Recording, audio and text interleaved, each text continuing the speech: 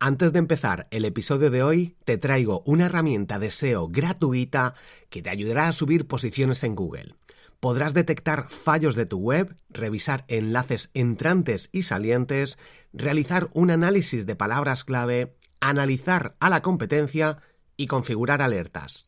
Solo tienes que entrar en borjagirón.com/ahrefs y empezar a usar la que posiblemente sea la mejor herramienta de SEO gratuita del mercado. Recuerda, borjagirón.com/ahrefs. Te dejo el enlace en la descripción.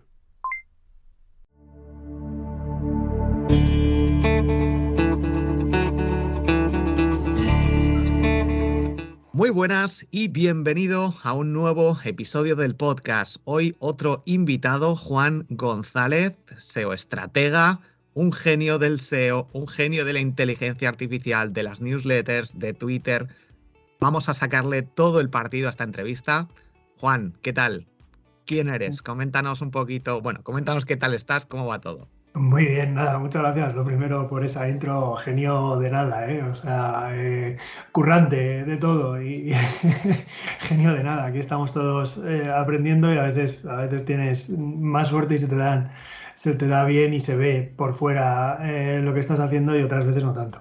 ¿Quién soy? Pues soy un consultor SEO que lleva ya 10 años trabajando en esto, que hace tiempo pues me lancé, siempre he estado por mi cuenta, ¿vale? Siempre he sido un freelance y lo que pasa que pues a veces trabajaba puntualmente para otras agencias, otras veces directamente para el cliente, y hace un tiempo, hace unos 4 años ya o casi 5, dije, bueno, voy a hacer un poquito mi propia agencia, voy a empezar a hacer equipo y pues ahora dirijo un equipo pequeño, ¿vale? No somos una gran agencia ni mucho menos, somos más bien un rollo agencia boutique. Pero ahora sí que mis obligaciones día a día son no solo trabajar directamente con clientes, sino llevar al equipo y llevar lo que es un negocio, ¿vale? O sea que emprendedor podría decirse muy a mi pesar, porque no es la parte que más me gusta, ni mucho menos, pero eso también. Haces muchísimas cosas, ahora hablaremos sobre ello, y luego al final te preguntaré temas de productividad, cómo puedes hacer tantas cosas. Pero coméntanos cómo estás generando ingresos en la actualidad. ¿Cuáles son tus fuentes principales de ingresos? Bien, pues los clientes es la principal fuente de ingresos, la agencia, ¿vale? De ahí viene la mayoría.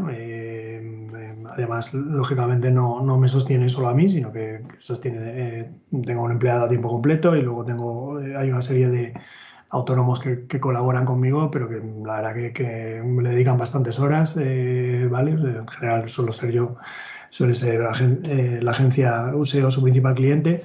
O sea que nada, la agencia es lo que genera la mayoría. Luego, aparte, tengo el tema de la newsletter 10 links azules, que es una newsletter sobre SEO, que tiene patrocinadores, ¿vale? Y los lleva teniendo ya desde hace bastante tiempo, casi desde el principio. Empecé a tener patrocinadores ahí y nada, eso pues da un extra, igual que dan un extra, por ejemplo, pues algunos enlaces de afiliados que puedo tener en el blog o que puedo a veces compartir por redes. O sea, eso es como un extra, así, una cosa que va on top, ¿vale? ¿Un extra te refieres a medio sueldo, un sueldo aquí en España o simplemente algo que te da para ciertas extras? O Pues sea, hombre, yo no creo que sé. si junto lo de la newsletter y algún extra de afiliación que viene de vez en cuando, estamos en una media de 1.000 euros al mes o un poquito más. O sea, eso es lo que yo llamo un extra tal sobre lo que, pues, nada, o sea, lógicamente la agencia es mucho más, ¿vale? Pero vamos, que no viene mal y yo le dedico un tiempo, primero porque me gusta y luego porque, claro, nadie le va a decir que no a ese extra, ¿no? A ver, mucha gente firmaría por tener una newsletter con la que facturar esos ingresos. ¿Cómo fueron tus inicios y cuánto tiempo tardaste en conseguir generar un sueldo, en emprender con más o menos éxito? Bueno, lo primero que yo antes me dedicaba a otra cosa, ¿vale? Lo que pasa que ahí lo que pasó es que la otra crisis anterior, la del 2008-2009, ahí yo estaba en el sector audiovisual y era un sector que se veía que iba a estar muy, muy afectado por esto y efectivamente lo estuvo. Y yo empecé a plantearme lo de Internet como posible vía por si en algún momento me veía en problemas que realmente lo llegué a estar al final, ¿no?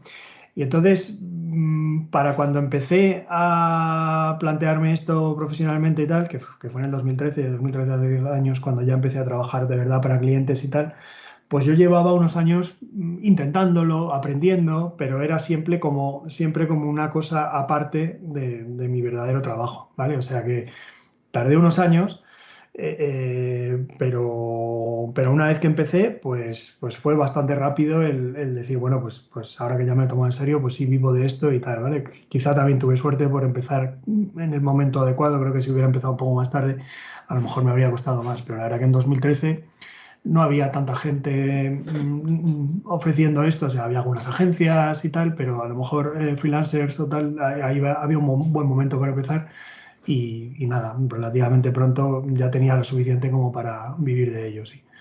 Entiendo que conseguiste algún cliente y con esos clientes empezaste a Sí, facturar.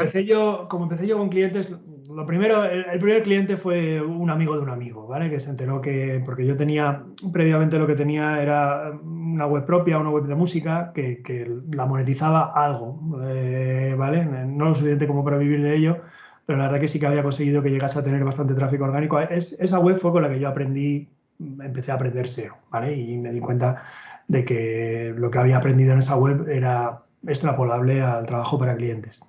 Vale, entonces el primer cliente era alguien conocido de mi entorno y tal, que tenía un negocio y que le interesaba tener más tráfico web. Y decía, oye, lo que tú has hecho con vandalismo, con tu web de música, me lo podrías hacer a mí y a ver si esto conseguimos más negocio y tal. Y efectivamente, pues empecé a trabajar con él y efectivamente le conseguí más tráfico y le generé más negocio.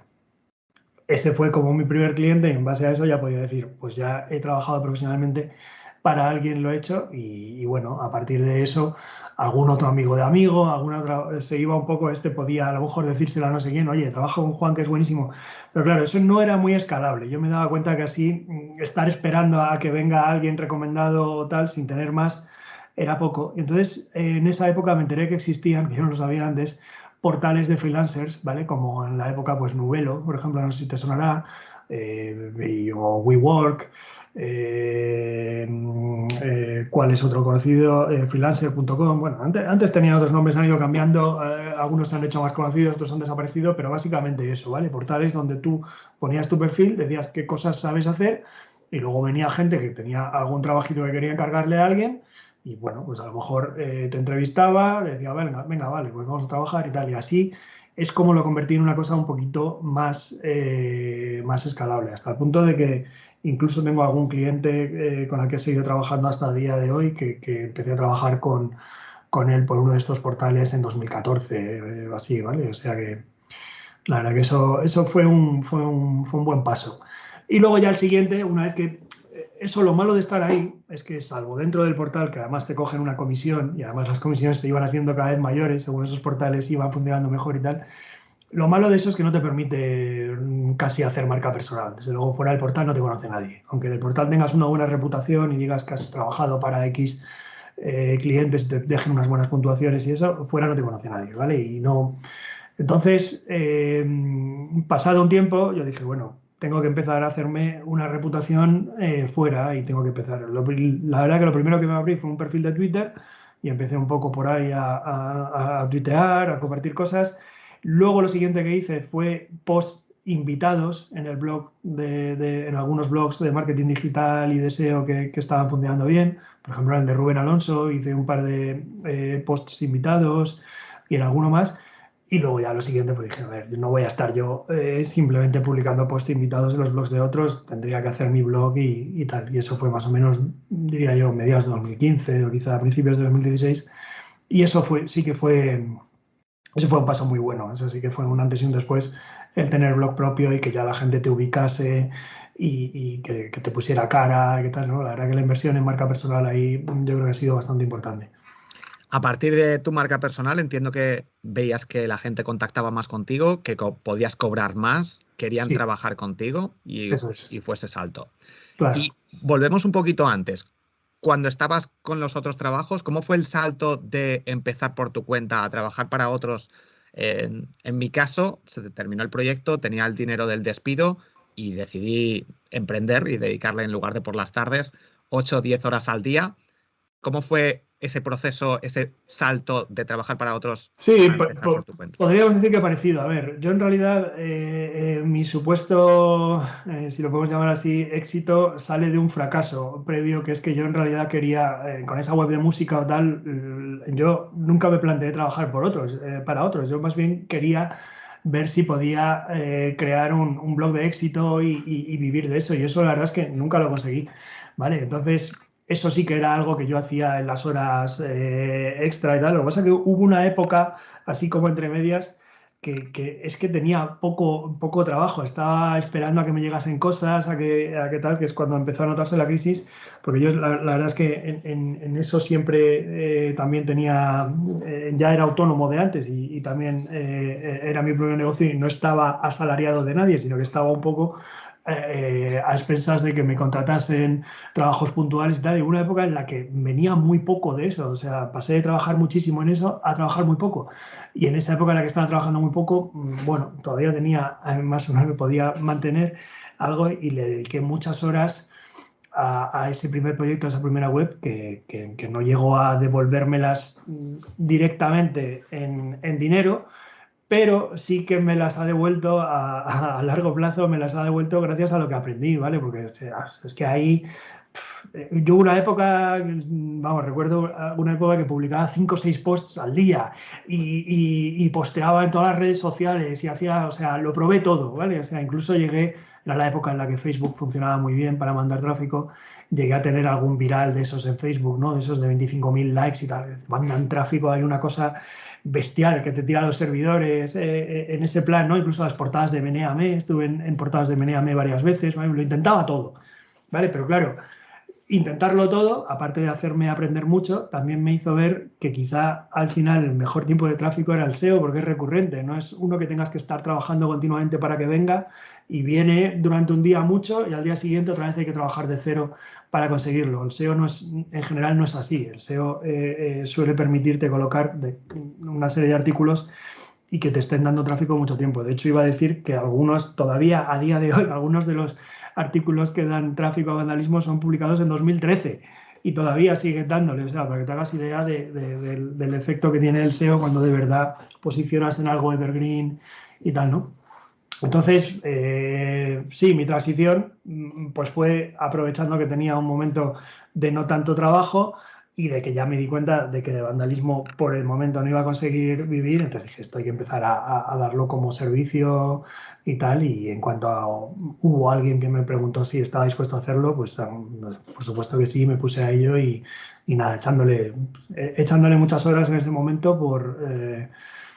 es lo que hay que hacer, si quieres Sí, emprender, que es crear un negocio, pues echarle muchas horas. Lo malo es que creo que ha seguido así siempre, ¿sabes? No ha habido ningún momento de echarme a dormir luego después, pero bueno, si así es la vida. hacemos, si hacemos un cálculo de horas echadas por dinero, sale Sí, bastante bajo, por lo menos en mi caso también. puede Co- ser. Con respecto a esa transición o a ese cambio de mucho tráfico, mucho impacto y pocos ingresos, ¿qué cambiarías ahora? Si tuvieras ese tráfico o pudieras conseguir eso, ¿lo harías igual? ¿Cambiarías algo? ¿Cambiarías el modelo de negocio? ¿Usarías una newsletter? Porque creo que mucha gente, muchos influencers pueden Sí. tener millones de visitas, vídeos virales, cero ingresos. ¿Cómo podrías transformar eso ahora con tu conocimiento? Vale, a ver, yo la verdad es que en aquel momento estaba obligado a encontrar algo fijo y ya te digo que el tema de vandalismo o de crear webs para mí mismo y tal, lo veía un poco incierto. Luego con el tiempo, mirando para atrás, me doy cuenta de que quizá lo que pasó es que a lo mejor era demasiado pronto, ¿vale? Creo que después se abrió para eso un panorama un poco más fácil. Por ejemplo, es que una de las primeras cosas que yo quería hacer era publicar vídeos de grupos de música independiente, pero claro, YouTube por entonces era mucho menos popular. Y no solo eso, sino que ni siquiera permitía subir vídeos en HD. Para subir vídeos en HD tenías que usar otra plataforma que era Vimeo, que además había que pagar. Y la verdad es que el público todavía no estaba en YouTube. El público no se le ocurría ir a ver vídeos de grupos de música independiente en YouTube. Eso ocurrió unos años después. O sea, Vandalismo podría haber tenido salida como como un blog, como una web, pero además como canal de YouTube o como algo en Instagram, subir vídeos cortos, pero eso todavía no estaba, ¿vale? O sea que realmente creo que la época de la monetización y tal para proyectos de ese tipo no era esa aún, no estaba muy maduro, ¿vale? Entonces, quizá es una pena el haberme yo dado por vencido justo antes de que eso llegase, porque si después hubiera llegado con lo que ya sabía y con lo que ya tenía montado, creo que lo podría haber monetizado. Entonces, ¿mi fallo cuál pudo ser? Pues el de muchos emprendedores. Yo creo que lo quería hacer todo yo y yo no tenía tiempo para hacerlo todo. Si me lo hubiera planteado más como en plan, bueno, vamos a delegar una serie de cosas porque yo no lo puedo hacer todo y yo me voy a dedicar ahora mismo a lo fijo, a lo que de verdad da ingresos, pero no vamos a matar del todo eso, sino que vamos a conseguir que gaste muy poquito, mantenerlo, tal y cual. A lo mejor podría haberlo hecho, pero más bien lo que hice fue, en plan, "Bueno, yo ya le puedo dedicar más tiempo a esto, lo dejo y nada, la verdad es que ha estado, o sea, sobrevive, malvive, por ahí sigue, porque no quiero desconectar el servidor y tal, pero vamos, ahí lo tengo, no me da ingresos, guau, apenas. Hubo una época que me daba, que venía gente y pues a lo mejor me contrataban posts, me contrataban acciones en redes sociales y puntualmente alguna de esas podía ser de repente, toma, pues 300 euros por esta acción, 400, entonces algún mes te ingresabas eso, incluso si había dos acciones, tal, pero luego había meses que nada, ¿vale? Y por AdSense y eso, esa web nunca dio apenas, no sé si a lo mejor su mejor mes en AdSense han sido 15 euros, yo qué sé, o sea, nunca, no. Bueno, Porque es un sector en el que no hay muchos clics, los clics no valen mucho, tal. Además, durante mucho tiempo no tuve AdSense porque me tenían baneado, no sé qué, y ni siquiera se me ocurrió poner una red alternativa que algo habría dado, ¿entiendes? O sea, nada, poco lo moneticé, poco lo supe explotar, ahí estuve poco. ¿cuánto tráfico llegó a tener con esos momentos de Facebook o recuerdas más o Uf, menos? el mes ese que hubo el viral de Facebook, ahora ya no me acuerdo bien, pero que pudieran ser 150.000 visitas o así perfectamente, vamos, que para lo que era, eso lo dices y no suena mucho, ¿vale? Pero es que era un blog de música independiente que en ningún caso se esperaba que pudiera ser una cosa de mucho tráfico, ¿no? Tenía que ser, y sí, yo supongo meses de 50.000, 60.000 y tal, creo que en su época buena pues eran la mayoría o tenía mucho, ¿no? ¿Qué No, es? masivo no era, ¿vale? Pero hombre, sí conseguí que creciese, ¿no? Está muy bien para, ya te digo, que un sector así de nicho, 50, 60 mil Sí, visitas al mes, ahora mismo muchos firmarían por ese tráfico. ¿Qué es lo que mejor te funciona en la actualidad para conseguir clientes y generar ingresos, incluso para tus propios clientes? ¿Qué es lo que mejor funciona? Entiendo que una bueno, parte del SEO es fundamental. claro, eso depende mucho. A ver, el SEO, como sabes, es una cosa muy general que le puede funcionar a una parte muy grande a una proporción grandísima de proyectos. Raro es el que el SEO no pueda aportar algo, ¿no? Con clientes, pues, prácticamente con todos hago SEO, hay alguno al que se le hace como servicio extra, a lo mejor SEM y tal, pero vamos, hacemos SEO y ¿qué es lo que funciona bien? Pues si es e-commerce, funciona bien centrarse en el tráfico hacia las categorías, a veces el blog o las guías de compra ayudan y tal, y luego si son otro tipo de proyectos, pues a ver, hay otro tipo de estrategias. Para mí, como tal, el SEO funciona como long tail, por así decir, ¿vale? O sea, yo no estoy posicionado y nunca lo he estado. De hecho, además, si miras mi web, estamos en proceso de cambiarla y tal, pero de toda la vida, mi web en realidad no ha sido una web de agencia ni nada de nada. Es un blog de SEO. Entonces, lo que yo hago es posicionar algunos posts por búsquedas que suelen ser más que nada long tail. Estaba en alguna de más volumen en algún momento, o sea, cuando salió Google Analytics 4, llegué a estar, por ejemplo, primero por delante de Google, ¿vale? Por delante del resultado oficial de Google, y eso daba bastante tráfico. Y con las Core Web Vitals y tal también pasó, que estaba una época primero y luego ya justo detrás del resultado oficial de Google y tal. Entonces eso da tráfico, pero esas búsquedas tan amplias tampoco te creas que convierten mucho, ¿no? Yo creo que recibo un poquito más por long tail, algún post que he tenido en épocas sobre cosas de updates, de core updates de Google y tal, había gente que me decía, oye, he leído tu post, a mí me pasa esto y tal, y a lo mejor de ahí sacaba clientes. O sea, que el SEO para mí mismo y para la agencia funciona a nivel más bien long tail y sobre todo pues como y esto ya es mezclado con la marca personal, como una especie de cosa recurrente, o sea, es que apareces una y otra vez, ¿vale? Y entonces ya cuando ya te han visto mucho y ya la gente te conoce, te contestan. Yo lo que sí que te puedo decir es que la mayoría de leads que me llegan suele ser gente que me conoce, ¿vale? Y que no tiene pinta de que le hayan mandado un mensaje a 10 agencias en general y a ver cuál de las 10 le gusta más, sino que suele ser que me han dicho, oye, te sigo desde hace tiempo, a veces ya te digo que te dicen qué post concreto incluso han leído tuyo o han visto, y luego también ocurre que a veces me contactan por el mensaje directo en Twitter, con lo cual entonces ahí ya saco en claro que me siguen en Twitter. LinkedIn también, también ahí pasa que te mandan un mensaje por LinkedIn. Bueno, pues esto será alguien que me sigue por LinkedIn y tal, ¿no? Y esa transformación de la gente te descubre a través de Google, buscan algo, leen tu artículo, ¿cómo hacen, qué llamadas a la acción tienes? ¿Es la forma de escribir para que Son muy pocas. al final Llamadas a la simplemente lo acción. leen, les interesa y Sí. buscan ahí el apartado de contactar? Tengo pocas llamadas a la acción. A veces lo hago al final de un post, en plan, oye, si tienes algún problema así y tal, puedes contactar con nosotros, pero tengo pocas llamadas a la acción. Es que no lo tengo montado así, ¿vale? Y creo que aunque le pusiese más llamadas a la acción, no iba a conseguir más. A lo mejor que te contactasen más, pero no que no iba a mejorar la calidad del contacto solo por poner una llamada a la acción ahí y tal. No sé, yo creo que viene un poco de que generes confianza y de que el cliente o posible cliente vea que sabes de lo que estás hablando y que sobre todo que muestres que tienes una forma analítica de abordar los proyectos y de abordar los problemas de SEO y tal, y que el cliente diga, a ver, yo tengo un problema que hasta ahora no me han logrado resolver o no me ha gustado cómo me lo han gestionado por ahora y tal, y por lo que estoy leyendo de Juan, pues tiene pinta de que vamos a poder trabajar mejor. Así es más o menos como...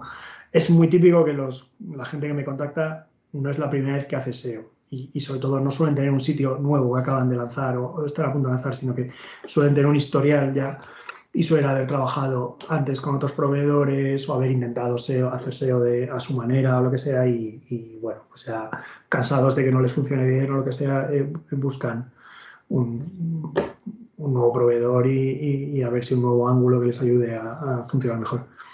Nos vamos a Twitter, la utilizas, creo que es tu red social principal, Sí. tienes más de 20.000 seguidores, estás compartiendo contenido muy interesante, utilizas hilos, muy analítico. ¿Cómo te está funcionando? ¿Qué estrategias sigues y cuánto tiempo le dedicas? A ver, tiempo. Si juntamos lo que es que yo lo uso para dos cosas, ¿vale? Yo no lo uso solo para publicar y para promocionar lo mío, por así decirlo, ¿no? Para hablar de mi libro. Yo lo uso también para estar al día, enterarme, ¿no? O sea, por ejemplo, al final de lo que saco en mi newsletter semanal de SEO, que son como los 10 enlaces que más me han interesado de la semana, es fácil que 7 u 8 de ellos los haya encontrado en Twitter, ¿vale? O sea, por un lado lo uso para estar enterado y para estar al día. Entonces, claro, ¿cuánto tiempo le dedicas a Twitter? Es que le dedico tiempo para estar, para poder estar informado de todo lo que pasa y tal. Pero bueno, el que dedico yo a comunicar y a publicar cosas mías y tal, varía. Hay semanas que a lo mejor le pongo un poquito más, hay otras que un poquito menos. Siempre intento que no sea mucho, ¿vale? Porque creo que, o sea, es muy fácil que te pases tiempo haciendo cosas y tal, y venga, y venga, y venga, y que luego no pase nada, ¿vale? O sea, hay que tener un poco de control. No te puedes ir al extremo contrario, que es decir, lo automatizo todo, no paso nada de tiempo en la red y me va a funcionar súper bien. Eso no va a ocurrir, ¿vale? A lo mejor había una época en la que más o menos sí, pero la verdad que ahora requiere un poco más que estés presente y que interactúes y tal. Entonces, bueno, hago un mix. Pues yo ahora no te sé decir exactamente cuánto estoy, pero que le dedique a lo mejor en total 3 horas a la semana y hora y media es para estar al día de lo que pasa y interactuar y tal, y otra hora y media es para publicar lo tuyo, pues puede ser, vamos, no lo sé. No lo tengo muy medido, pero vamos, que no, obviamente no puedo estar todo el día en Twitter porque entonces no haría otra cosa y no puede ser que tengo que llevar un negocio y tal, pero tampoco es una cosa que él diga, es que soy un crack, lo tengo todo súper automatizado, no paso por Twitter, no, eso no funciona, no funcionaría. Vamos a tus newsletters, 10 links azules, una newsletter que es súper original, tiene el diseño de Google.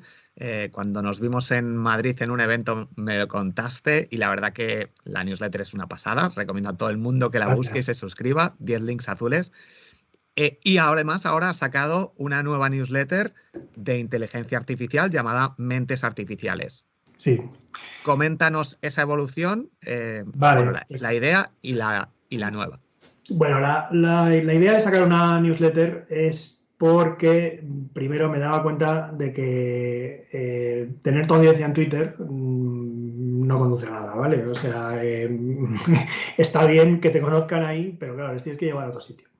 Entonces, yo había un momento en el que, aunque otras épocas he estado más activo en el blog, llegó un momento en el que estaba bastante poco activo en el blog por falta de tiempo o por falta de ideas para lanzar cosas nuevas que a mí me motivasen o lo que sea.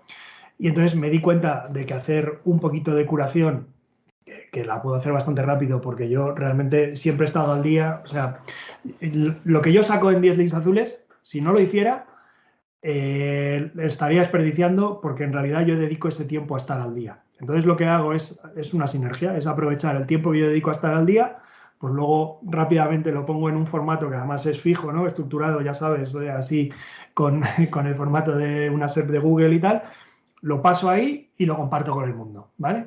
Entonces, en vez de compartirlo por Twitter, que podía dedicarme a cada día a poner un par de enlaces y tal, como además los enlaces en Twitter funcionan bastante mal ya, que antes no pasaba nada, podías poner un tweet con un enlace y tenía visibilidad. Hoy en día ya la mayoría, si lo único que haces es soltar enlaces, tiene poca visibilidad. Pues dije, bueno, pues por un lado me hago audiencia mía, por otro lado sigo compartiendo, la gente lo agradece y tal, y además aprovecho un trabajo que ya hago. Y por otro, combato esa especie de falta de visibilidad que puede haber en Twitter si simplemente te dedicas a compartir enlaces, ¿no? Twitter quiere contenido nativo, quiere que estés ahí currándotelo, haciendo hilos y aportándole contenido a la red. Y eso, bueno, se puede hacer de vez en cuando, pero no puede ser que todo lo que tú haces para que todos te conozcan sea darle contenido a Twitter, ¿vale? O sea, es que...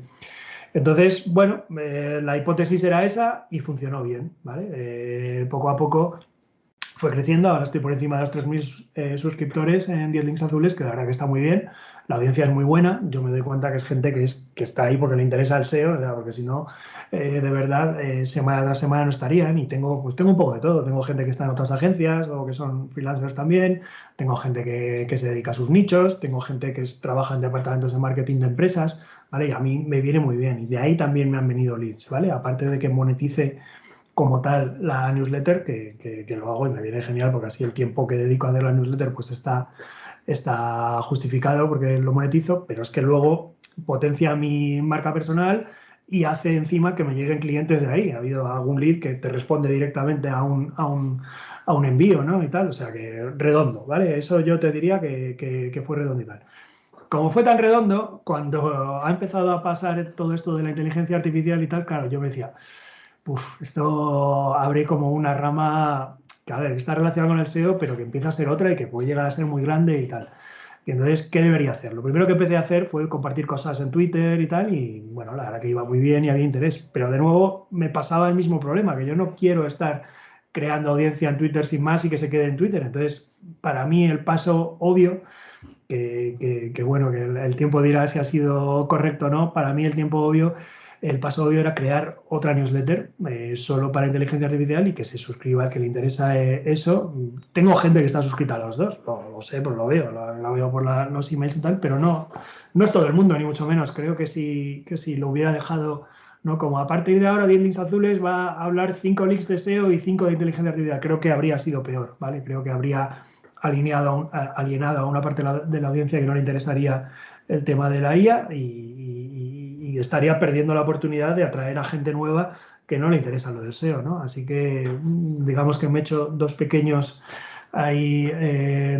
audiencias. Bueno, la de SEO lógicamente es más grande, ya te digo que paso de 3.000 y la de inteligencia artificial por ahora tengo 750, ¿vale? He empezado hace poquito, me parece que voy a lanzar ahora la sexta o la séptima.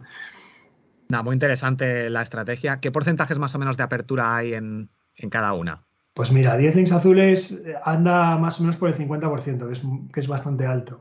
Pero la inteligencia artificial es más alto todavía. Anda entre el 60, 65, tengo algún envío desde el principio de 70% de apertura y dices, esto es una locura, o sea, esto no pasa en, en marketing, en email marketing, ¿no? Son tasas de apertura altísimas, quiere decir que hay un interés, justo, es que es su momento ahora, ¿no? O sea, hay un interés ahora bestial. Y por una parte, ¿cómo traes gente nueva? ¿Cómo haces que la gente se apunte a las newsletters? Y por otra, ¿cómo consigues patrocinadores?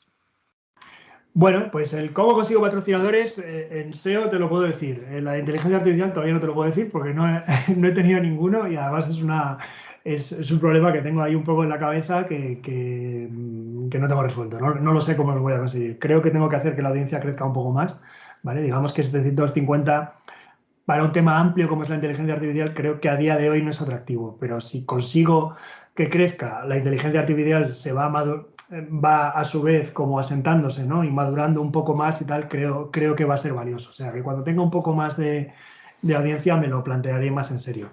Para la de SEO, ¿cómo lo consigo?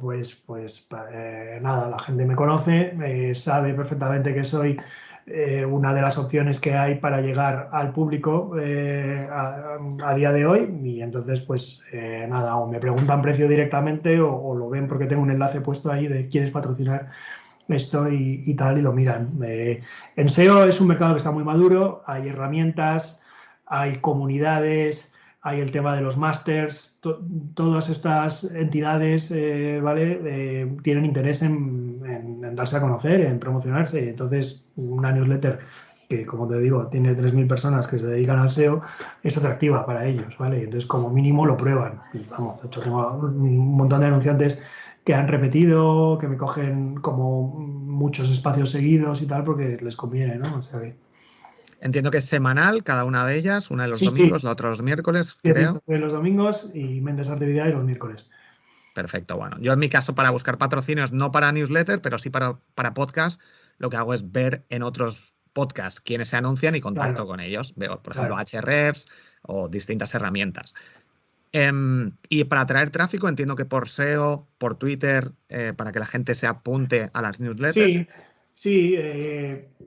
A ver, digamos que a la de 10 links azules hace, a ver, ¿qué hago? Pues por ejemplo comparto una especie de resumen de lo que he publicado en el último envío, comparto en Twitter y pongo al final el enlace para que la gente se suscriba, con lo cual si les ha parecido interesante es probable que consigas algún suscriptor ahí.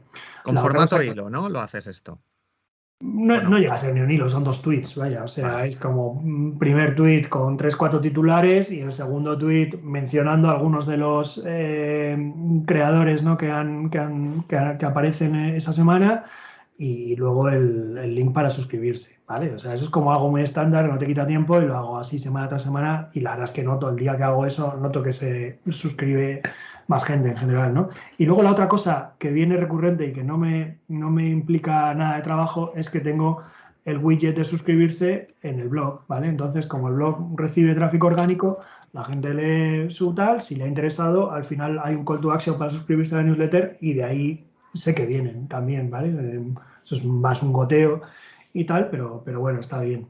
Para mentes artificiales, ¿qué pasa ahora mismo? Que no tengo ese sustento del blog, no lo tengo y lo quiero tener, ¿vale? O sea, creo que voy a abrir una sección en un SEO que sea de inteligencia artificial y donde vaya poniendo una serie de contenidos así un poquito evergreen o tal que puedan ir capturando un poco ahí, que pondré el call to action a la newsletter y que me permita capturar. Y entonces, lo que sí estoy haciendo ahí, estoy siendo más activo. Estoy últimamente siendo un poquito más activo con los hilos en Twitter porque al final del hilo pongo el call to action a la newsletter de inteligencia artificial, ¿vale? Digo, si te interesan estos temas, pues tengo una newsletter de inteligencia artificial que sale cada semana. Y sí, ha habido un par de hilos que se han dado bastante bien y que por ahí me han entrado suscriptores. Tema productividad, para ya ir terminando. ¿Alguna estrategia, algo para hacer tanto, para gestionar equipo, para gestionar la agencia, para Twitter, para cómo te organizas? ¿Tienes la agenda? No Eh, aprendáis de mí, no. No puedo, no puedo dar grandes consejos. A ver, yo, yo sé que desde fuera puede parecer que soy muy productivo o tal, pues bueno, me alegro. Pero a mí me gustaría hacer más. Yo soy una persona que siempre estoy intentando ver cómo consigo hacer más y cómo consigo organizarme mejor y tal. y no me considero para nada cualificado para darles consejos a otros. Lo que sí digo es que el mundo de hoy está lleno de distracciones y si eres una persona que puede, por ejemplo, o sea, si tienes algo que hacer, concéntrate en eso, ponte 2 horas para hacerlo o lo que sea y estate aparte de otras distracciones por el momento y tal. Ese es lo único que puedo compartir. Yo cuando sigo mi propio consejo me va muy bien. Cuando no lo sigo no me va tan bien, ¿vale? O sea que... pero poco más, ¿eh? O sea, fuera de eso, hombre, joder, uso las herramientas típicas, tengo para todo el trabajo de la agencia y tal, tenemos un típico gestor de tareas, ¿vale? Tenemos ClickUp. Y bueno, intento que seamos disciplinados con usarlo tal igual que esté la información ahí para que no tardes tiempo luego. El email que me mandó no sé quién, ahí, o sea, ahí se pierde un tiempo increíble. Si tienes la información ordenada, ¿no? Organizada en tal, pues bien. ¿Qué herramientas usas en tu día a día para funcionar? Las más importantes, así que más te ayudan. ClickUp, por supuesto, Google Drive, ¿no? Y toda su suite, Google Sheets, Google Docs. Uso para algunas cosas Zapier, aunque no estoy en el de pago y sí que estoy en el de pago de Integromat, que es ahora Make. ¿Vale? Ahí procuramos tener bastantes automatizaciones y cosas que te ayuden a no perder tiempo, ¿no? Y la verdad es que de vez en cuando me pongo ahí, a este proceso que no lo tengo automatizado, me meto por ahí a ver cómo lo hago y tal, según me da, ¿no? Me dan mentoleras y a veces hago progresos por ese lado y otras veces no. Estás ahí arrastrando cosas que te obligan a trabajo manual o tal, que es un poco tontería. Para terminar, danos 3 claves si queremos en nuestro blog escribir algún artículo y posicionarlo en Google. ¿Cuál dirías que son las 3 cosas más importantes para posicionarnos? Bueno, primero, saber de lo que escribes y ser capaz de comunicarlo y plasmarlo de una manera interesante que guste leerlo, ¿vale? Eso vale para SEO y vale para todo. Incluso si tuvieses una estrategia de redes sociales o de newsletter o lo que sea, si no sabes de lo que hablas, si no lo sabes plasmar bien, mal vamos, ¿vale? O sea que eso sería lo primero.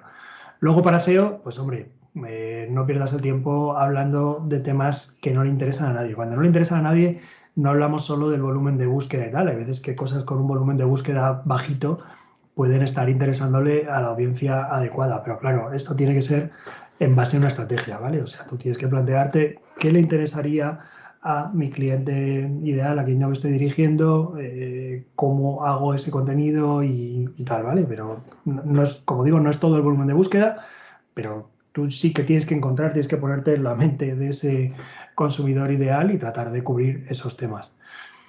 Y luego, pues nada, el SEO on page y todo eso no es muy complicado. Una vez que tienes todo eso, lo demás ya lo sabéis. Yo procuro, si es un post muy largo, ponle tabla de contenidos, estructúralo mucho en sus headings y tal, porque ayuda a leer e incluso también a Google ayuda a entenderle que hay unos subtemas ahí dentro de eso y tal. Y luego pone enlaces internos desde un post interesante que ya está consiguiendo tráfico, pone enlaces internos hacia otros posts que tienes en tu blog que a ese mismo target le van a interesar y viceversa. Desde otros posts, mándale enlaces internos buenos a ese post tuyo, ¿vale? O sea, un poquito lo básico de optimización del SEO de tu blog, no te olvides de eso. Tema link building, comprar enlaces o estrategias para que te mencionen, salir en notas de prensa. ¿Cómo lo ves ese punto? Este es el tema, vamos, la parte del SEO que en general es la que menos me especializo, ¿vale?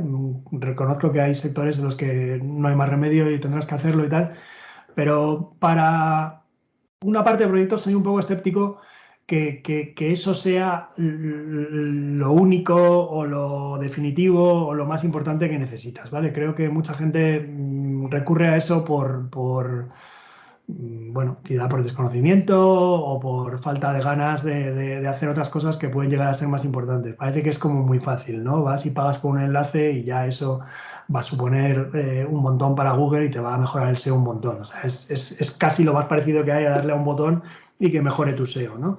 Entonces, a mucha gente le atrae y lo hace así.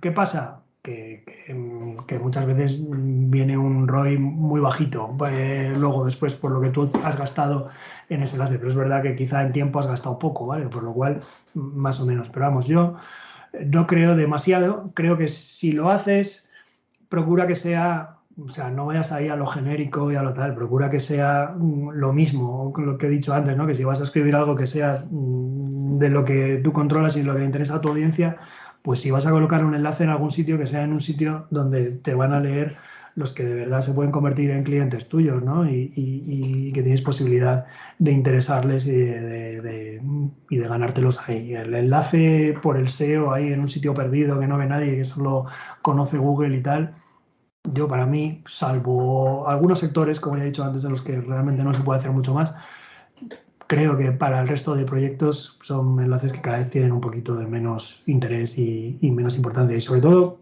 creo que hay un mercado que es que realmente, pues, que te digan que ese vale 500 euros o 300, ¿dónde está la demostración de que eso lo vale o tal, ¿vale? Muchas veces es porque pues es por lo que pide el blogger que lo ofrece y ya está, ¿no? Y luego la plataforma que lo vende también se tiene que llevar un porcentaje, con lo cual sube un poquito y tal.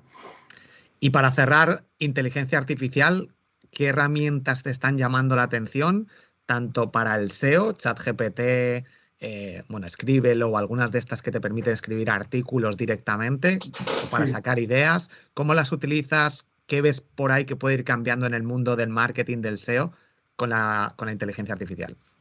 Bueno, primero decir que estamos muy en los albores, está todo muy verde y a lo mejor lo que se diga ahora dentro de 5 o 6 meses ya ha cambiado, ¿no? Pero bueno, no cabe duda, a ver, ChatGPT creo que todo el mundo se ha dado cuenta de que tiene mucha potencia, sobre todo si lo sabes usar, ¿no? Lo típico que se dice siempre, que si sabes generar un prompt concreto y tal para el fin que tú busques, entonces yo creo que perfectamente se puede usar para generar según qué contenidos o para apoyar los contenidos que estás creando de otra manera y tal, o sea, se puede usar, ¿vale? Lo que pasa es que lo tienes que revisar y de nuevo ahí volvemos a que tú tienes que estar sabiendo, tienes que saber de lo que estás hablando, porque si no sabes de lo que estás hablando, todos los modelos, hasta los mejores, hasta GPT-4, alucinan y te pueden meter por ahí una cosa que no sea verdad y si tú no te enteras, pues, o sea, vas a quedar muy mal. ¿Vale? Eso es como si tú le encargas algo a un redactor de un tema que tú no conoces y el redactor va y se lo saca ahí de donde le da la gana a él y vete ahí unos inventos y tú ni te enteras. Pues, ¿qué va a pasar? Que luego vas a quedar mal, ¿vale? Entonces, con ChatGPT y GPT-4, etcétera, hay este riesgo. Lo que pasa que, claro, crea contenido muy rápido, ¿vale? Entonces, si tú lo único que quieres hacer es revisar un tema que conoces, te puede servir, ¿vale? También está Bing, por ejemplo, Bing usa GPT-4, ¿vale? Puedes usar Bing, está conectado a Internet y tal, pues una herramienta que también te puede ayudar a crear. O sea, que esas para mí ahora serían un poco la élite. Creo que, a ver, no es que no me gusten, luego a veces tienen interfaces muy buenas y tal, pero creo que las herramientas que lo único que hacen es llamar en realidad a las APIs de OpenAI y tal, creo que ahora se están quedando un poquito fuera de juego, porque realmente tú puedes acudir a la fuente, no te cuesta tanto y tal, y está siendo bastante manejable, ¿vale? O sea, antes sí que es verdad que era ahí en el playground de OpenAI, cuando todavía era GPT-3 solo, te metías ahí, era un poco mejor, esto tengo que conectar, no sé qué, no sé cuántos, pero ahora la verdad que en cuanto a experiencia de usuario está muy bien. O sea, que yo usaría todo eso. Luego, ¿qué más herramientas me parece que son increíbles? Pues Midjourney a día de hoy para hacer imágenes y tal, o sea, me parece que, es, que está ya a un nivel que es increíble. Y luego es verdad que por otro lado están sacando pues Adobe con esto de Firefly y tal, también herramientas de edición de imágenes y de cosas que, o sea, hay todo un mundo también, porque te puedes dispersar muchísimo, pero la verdad que si sabes lo que estás buscando y tienes un poquito de idea y tal, pues se pueden sacar ahora cosas chulísimas, ¿vale? O sea, para hacer las imágenes de tus posts o para hacer, yo qué sé, de todo, ¿no? Hasta para tu web, tal. ¿Y crees que la gente dejará de buscar tanto como antes en Google? ¿Está cambiando el mercado? Eh, Puede, pero la verdad que va a tardar, ¿vale? O sea, creo que durante un tiempo se ha vendido la expectativa de que esto era inminente, que nada, que Google se iba a desplomar ahí. No, Vale, eso no. Primero porque ya te digo que sigue habiendo el problema de que tú puedes ir y preguntarle algo a Bing y que te alucine, ¿vale? Que te suelte algo que realmente no es correcto. Incluso cuando está conectado a Internet y todo, todavía puede alucinar hechos y tal. Entonces, ahí hay un claro freno a la utilidad real que tiene como buscador. O sea, hay veces que sí y otras veces que no te sirve y te sirve mucho mejor Google, tarda menos y en general no se inventa cosas, ¿no? Entonces va a ser más bien progresivo, ¿vale? Y luego yo creo que hay para tipos de búsquedas que nos pongamos como nos pongamos, Google la resuelve perfectamente bien y en menos tiempo y todo, entonces no... Esto es más, yo creo que a día de hoy es más un asistente creativo, ¿vale? Que te puede ayudar con búsquedas más de tipo inspiración, tal, que no las típicas de buscar un dato o no digamos, por ejemplo, a nivel transaccional o tal, en principio no está. Lo que pasa que, como siempre, por aquí vamos por un lado por lo que hay en realidad y por otro lo que te venden que va a ser el futuro y tal. O sea, ahora ya se está hablando de vamos, que ya están dando acceso algunos a los plugins dentro de ChatGPT. Y entonces, por ejemplo, hay un plugin ahí que es el plugin de Shopify y que tiene en teoría la información de todos los catálogos de todas las tiendas que tienen Shopify.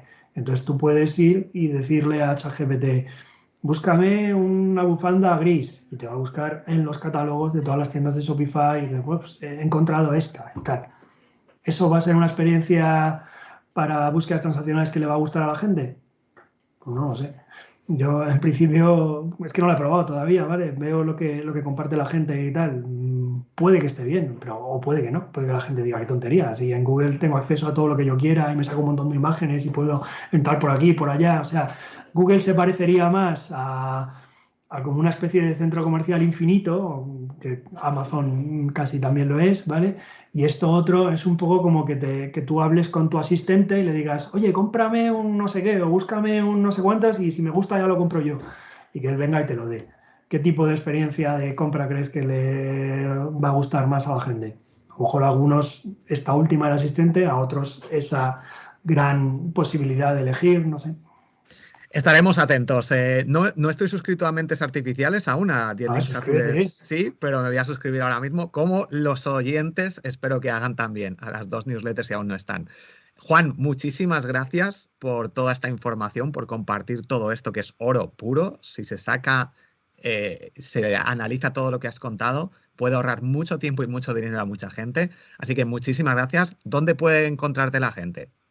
Pues nada, en Twitter soy SEO Estratega, ¿vale? En LinkedIn me podéis buscar por mi nombre, Juan González Villa, y luego pues tengo mi web, que es useo.es. Y para suscribiros a Mentes Artificiales, que espero que lo hagáis, y me voy a fijar a ver si Borja se suscribe o no, eso lo hacéis en useo.es/mentes-artificiales, ¿vale? Genial, Juan, pues de nuevo, muchísimas gracias, no te quito más tiempo, que al final nos hemos ido de hora, te lo agradezco enormemente y nada, nos vemos por Twitter y por las redes. Un fuerte abrazo. Perfecto, muchas gracias, Borja. Abrazo.